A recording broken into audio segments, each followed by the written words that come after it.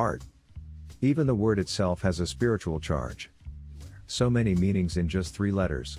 Art is priceless, yet art has a price, but can we know how much value it has for humanity? If we destroy a few $1,000,000, the only one who will regret the loss is the owner of the money.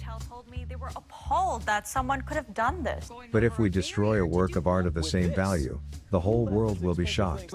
More than 100 grand. Patrons send display art taking a selfie. This 12-year-old boy, when a wall falls over, Banksy's girl with balloon for $1.4 million since a shredder was built into the painting.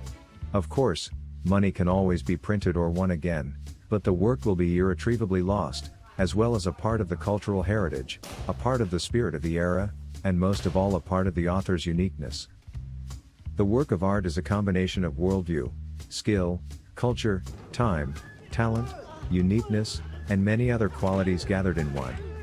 It is this almost religious attitude towards art that is the reason why many filmmakers use the motif of destroying various works as a leitmotif for their film or simply to make a scene more impactful. In today's video, in the form of a ranking, we will introduce you to films that adhere to a similar plot, and we will briefly summarize the film, the work, and the context.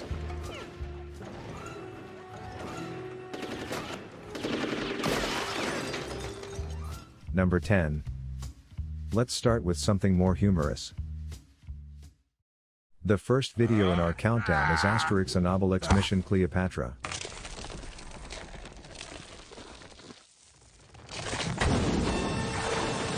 The Sphinx in ancient Greek mythology is a monster, a child of Typhon and Echidna. He has a face and breasts like a woman, the body of a lion, and the wings of a bird. He lived in the forest near the city of Thebes. He asked everyone who passed by, "Who is this creature that walks on 4 legs in the morning, on 2 legs in the daytime, and on 3 legs in the evening?" The Great Sphinx of Giza is located near Cairo and is part of the ancient Egyptian pyramid complex. Due to its ancient origins, there is damage to the body and head of the Sphinx, one of which is the missing nose. Of course, we cannot be sure whether this is exactly what happened because all the evidence has been cleverly concealed by the perpetrators.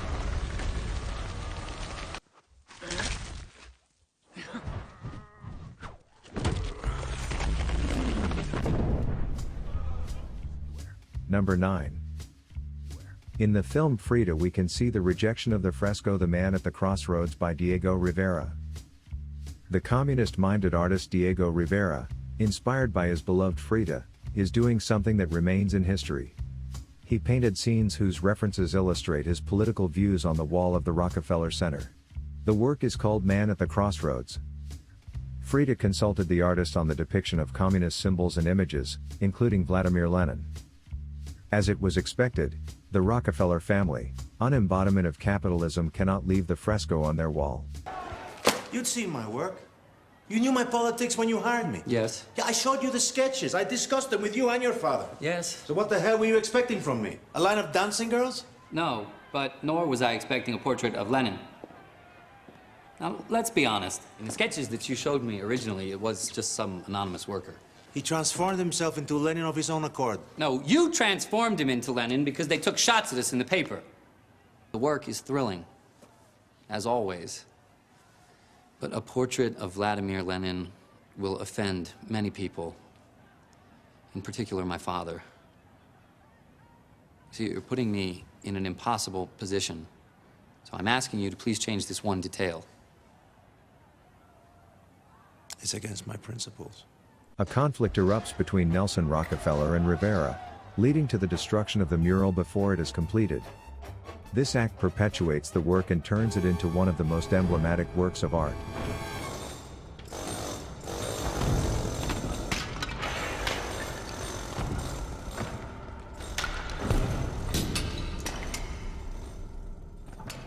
Number 8. Moderns. 1988. Nick is an American painter living in Paris among some of the famous artists and writers of the time. He is torn between his ex-wife Rachel, with whom he has been separated for a long time but they still have feelings for each other, and Natalie DeVille, who hires him to make duplicates of 3 paintings from Modigliani, Cézanne, and Matisse.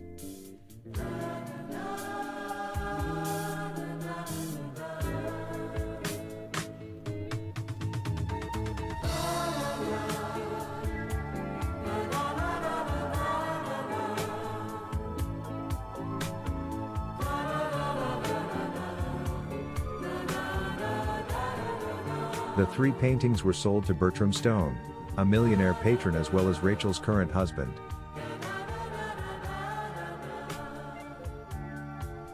After he discovers that was deceived and that he had bought counterfeits, he mockingly destroys the paintings in front of his guests and then sent robbers to smash all the paintings in the gallery.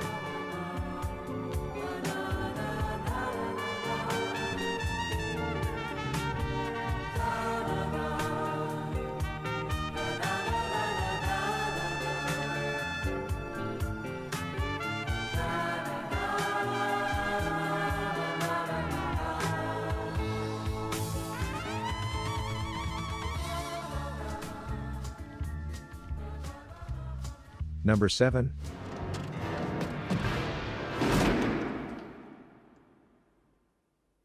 Our number 7 is an Oscar winner and is part of the superhero universe of DC Comics, Batman. Gentlemen, let's broaden our minds. Lawrence? It is the first of the film quadrilogy for Batman, directed by Tim Burton and starring Michael Keaton as the character of the superhero and Jack Nicholson as the Joker. In Tim Burton's first Batman in 1989, the Joker and his gang of lunatics ravaged an art gallery. Almost all of the artwork is already desecrated and disfigured, but when one of the criminals swipes once more to rip a picture apart, Jack Nicholson says, I kinda like this one, Bob. Leave it. The words refer to Francis Bacon's figure with meat. The figure is based on the portrait of Pope Innocent X by Diego Velázquez, but in this Bacon's piece, however, the Pope is shown as a terrifying figure placed between the 2 halves of a cow's torso. Among the ruined paintings are Edward Hopper, Approaching a City; Rembrandt, Syndics of the Drapers Guild; Rembrandt, Self-Portrait; Edgar Degas, 2 Dancers on the Stage; Abraham Lincoln Portrait; Gainsborough's Blue Boy; Unfinished Portrait of George Washington by Gilbert Stuart. Number 6. The Thomas Crown Affair. Pierce Brosnan and Rene Russo cross swords in this exciting, suspenseful thriller.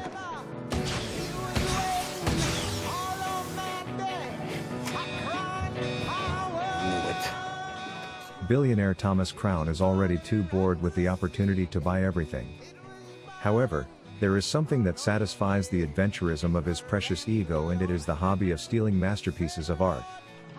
When the life of the entertainment-hungry billionaire Thomas Crown becomes too serene, in an attempt to diversify it, he steals a priceless painting from one of Manhattan's most heavily guarded museums in broad daylight. The painting is San Giorgio Maggiore at Dusk by Claude Monet. We need to notify you that many other works were destroyed during the robbery.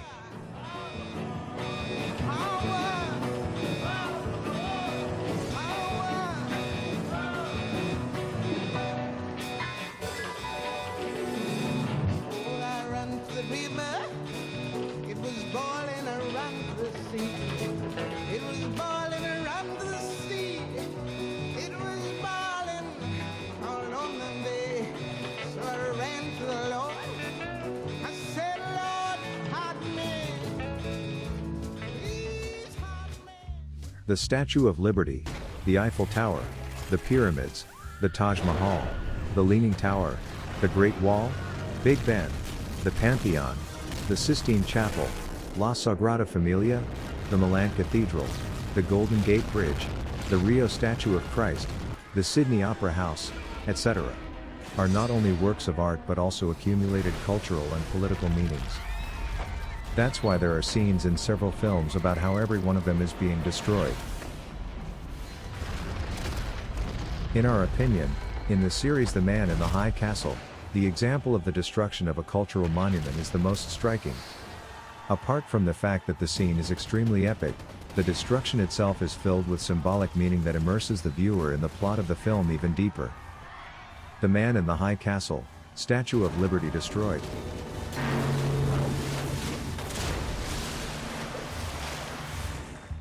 Number 4.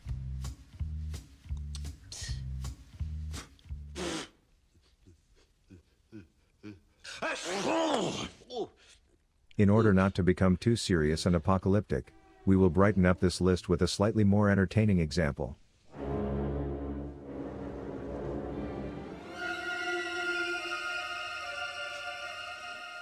Whistler's Mother.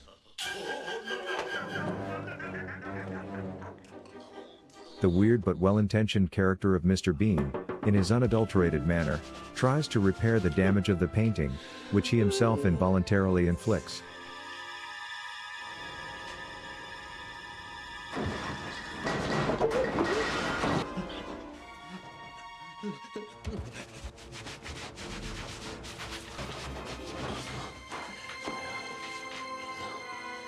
Of course, his attempts do not lead to anything better, except to amuse the viewer. Oh, Jesus! Oh, God! Oh, Jesus! God! Oh, Mary, Mother of Jesus! Jesus of Nazareth! Number 3. The Monuments Men.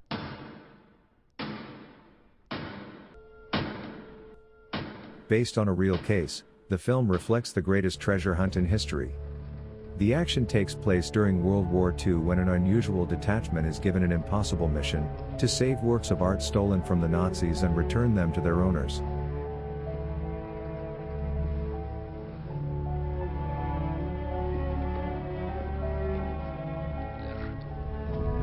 With orders from the German army to destroy absolutely everything while the Reich is falling apart.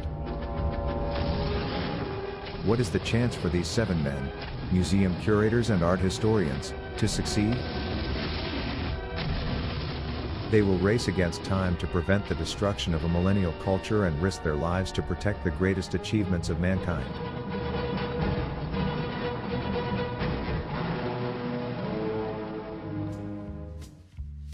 Number 2. I congratulate you. Equilibrium. At last, peace reigns in the heart of man. At last, war is but a word whose meaning fades from our understanding. At last, we are whole. A utopian film showing us what society would look like if we did not experience emotions. The action in the film takes place in the future 2072, after the end of World War III, in the totalitarian city-state of Liberia. The survivors decide that humanity will not be able to withstand another war, and political leaders take action to save the world from conflict. Its symptom is war. The disease is human emotion. But Libria, I congratulate you, for there is a cure for this disease. It is concluded that human emotion is at the root of all ruptures, as a result of which all emotionally stimulating objects, as well as the arts, are banned. In addition, the substance prosium was created, which temporarily suppresses emotions in humans. The centers where it is distributed to people are called equilibrium. All the inhabitants of Libria are obliged to inject it daily to maintain the lack of feelings in themselves. Power is in the hands of the Tetragrammaton Council, headed by the cult leader called Father. And destroy them. Librians, you have won! Against all odds and your own natures. You have survived! However, the viewer witnesses the demonstrative onslaught of the Mona Lisa, the poetry of William Yeats, and other valuable pieces. It's real.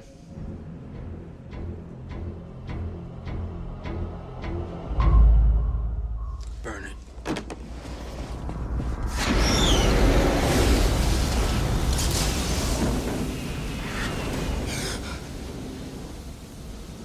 The plot gradually reveals the change that occurs in the main character John Preston, who inadvertently breaks the capsule with his daily dose of prosium, then fails to get another, and so his ability to feel is restored. During the movie, in front of his eyes is gradually revealed a completely different world.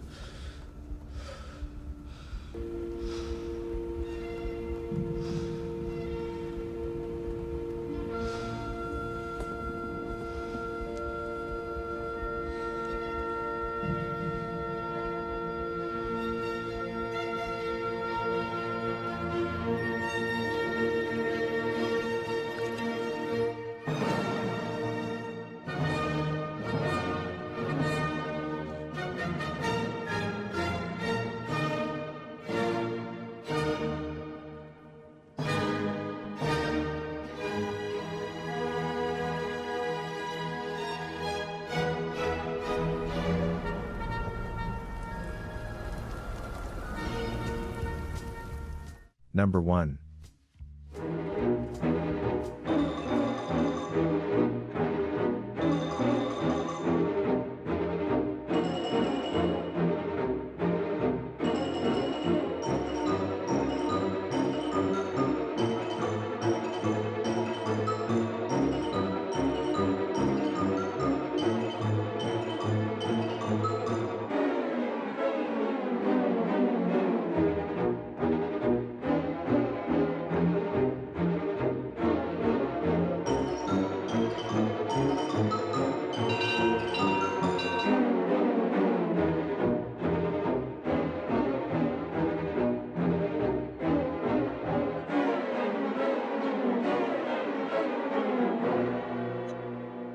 Fahrenheit 451.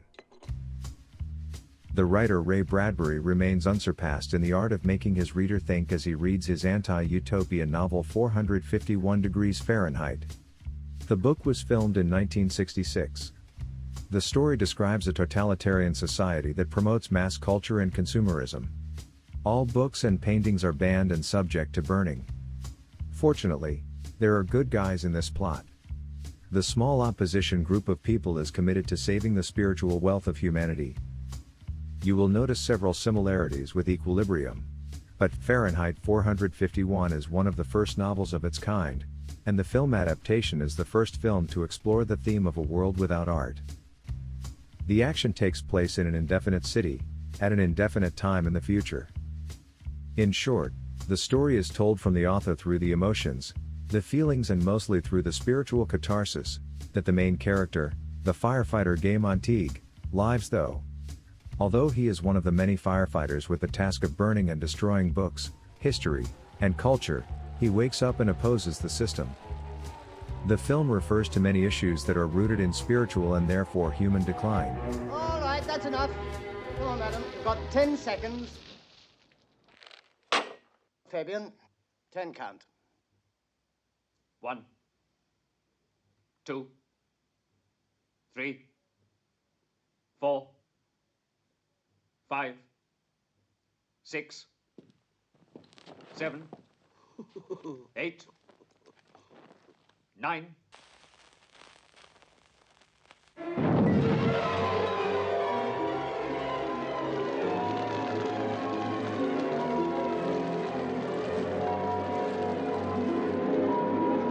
Hey there. Open up.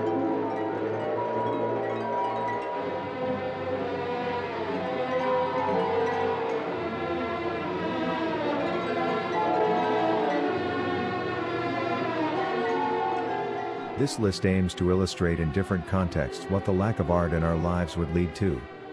It adverts themes such as symbolism, historical memory, lack of spirituality, loss of traditions and values from past eras, and so on, etc. Art embodies the experience of our ancestors, that we as humankind should remember and build over. If you like the content we make, you can subscribe to our channel. It will not cost you anything, but for us, it will be invaluable. Thank you for watching.